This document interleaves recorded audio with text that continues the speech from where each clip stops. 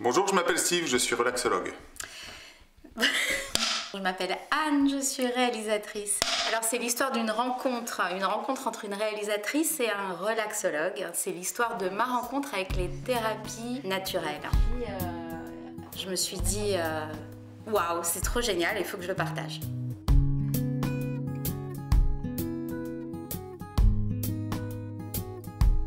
En tant que psychiatre, j'ai remarqué que beaucoup de personnes allaient mal parce qu'elles n'étaient pas suffisamment bienveillantes avec elles-mêmes. Donc je pense qu'on a tous en nous ces qualités naturelles d'amour, de reliance, de bienveillance envers les autres. Mais nos peurs, nos crispations et les événements de vie font qu'on va fermer notre cœur et notre corps aussi des fois. On reviendra à plus de bon sens si nous arrêtons de divaguer à force de tout le temps penser et mettre des concepts, et si nous allons plus dans l'expérience, si on réapprend à nos enfants à écouter leur corps. Alors un univers s'est ouvert à moi, s'ouvre à nous, et c'était une terre complètement inconnue pour moi, et là aussi j'ai eu besoin d'un guide. Et puis ce film, c'est surtout et aussi l'occasion de rencontrer toutes ces personnes qui m'ont inspiré depuis ces dernières années, que ce soit des conférenciers, des médecins, des auteurs, qui vont pouvoir partager leurs expériences, leur vision de l'accompagnement, partager sur leurs pratiques. Et en même temps, vous sentez comment vous vous détendez.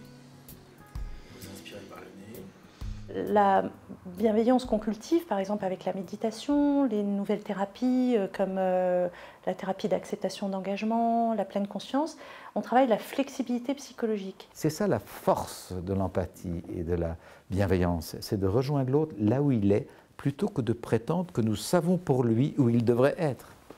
Du mieux que je peux, je suis dans la conscience de mon souffle, mon corps, les sons que j'entends, les pensées que je vois circuler à mon esprit, et c'est tout. Quand on parle d'inconscient, de partie profonde en hypnose, on considère que c'est une partie qui sait toujours ce qui est bien pour nous, qui nous protège en quelque sorte. Alors, comment ça marche?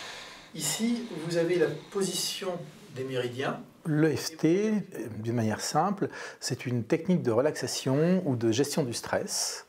Ça fait partie des techniques psychocorporelles. Vous repensiez à nouveau à une musique que vous aimez bien. En ostéopathie, est-ce que tu as l'impression que les gens viennent plutôt quand ils ont tout essayé avant ou... Alors ça c'est très mal. Là on revient encore une fois sur un problème culturel. On ne soigne pas les gens, mais on va essayer de trouver d'abord les problèmes qui ont engendré, donc qui ont initié une chaîne de lésions, une chaîne de symptômes chez le patient. Donc je me suis toujours intéressée à la neurologie, à ce qui se passe dans notre cerveau et à l'interrelation entre le psychisme et le somatique et voir finalement qui nous sommes réellement. On est convaincu que le bonheur est à portée de tous et qu'il suffit de se l'approprier.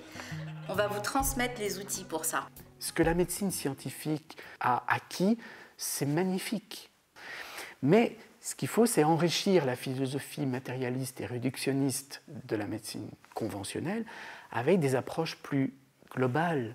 Alors que l'un fasse avec l'ostéopathie, ou l'acupuncture, ou la sophrologie, ou l'hypnose, ou la médecine allopathique et les médicaments, à la limite, ça n'a pas d'importance.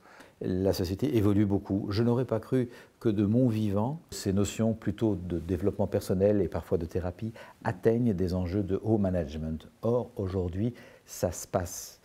Il ne faut pas changer la médecine. Il faut changer la vision que l'on a de soi et du monde.